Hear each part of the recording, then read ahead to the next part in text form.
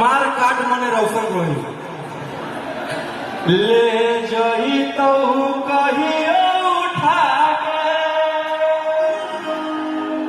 जे पे भले रहा तो बरदी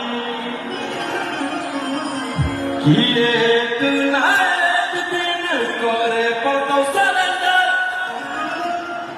अरे बनो ही जैसे तोरा बनाई दे तो बंद कि 12 बजे ले चलो लंदन। कौन कौन सुने हैं? वाह। कि 12 बजे ले चलो लंदन ओ करबात में मचौबा बंदर अजे करबारे में बोलो ही उहो रहो रोही